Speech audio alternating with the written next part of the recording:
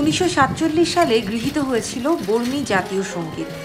এর প্রথম পংক্তির অর্থ হল, যেখানে ন্যায় বিচার ও স্বাধীনতা বিদ্যমান, সেটাই আমাদের জাতি, সেটাই আমাদের ভূখণ্ড।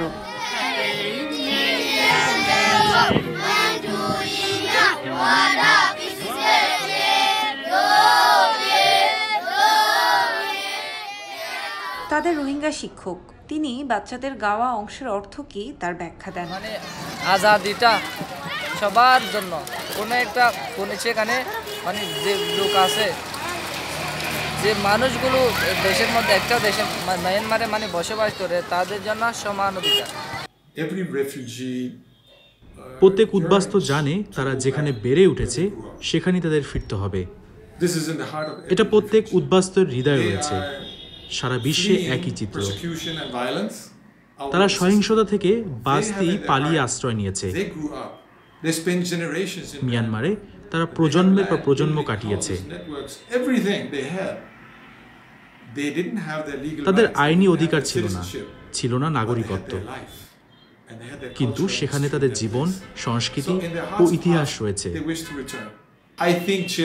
আমি মনে করি তারা এটা মিয়ানমারের স্কুলে শিখেছে। স্কুলগামী যে কোনো শিশু এটাই শিখবে যে মিয়ানমার তাদের সেই দেশ যেখানে তারা জন্মেছে। আমি মনে করি এটা কৌতূহলের বিষয়, তবে এটা প্রকৃত অর্থে আমাকে বিস্মিত করেনি। কারণ যদি তাদের কোনো পরিচিতি থাকেই, তবে সেটা হবে মিয়ানমারের পরিচিতি।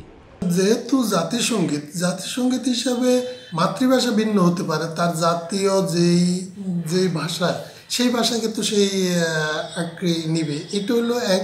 2 নম্বর হলো, এখানে তারা যে এই ভাষাতে কথা বলছে বা জাতিসংগীতটা পরিবেশন করছে, এটা প্রমাণ করে না তারা ওই ভাষায় পরিপক্ক।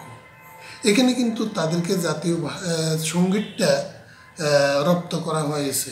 নির্দিষ্ট তাদের বইয়ের মধ্যে আমরা যখন 2-1টা ওয়ার্ড দেখিয়েছি, তারা স্পেলিং পারছে, বাংলা অনুবাদ পারছে বা ইংলিশে বলতে পারছে, তাদের কাছে কিন্তু তারা ওই ভাষাতে অনর্গল কথা বলতে তারা পারছে না।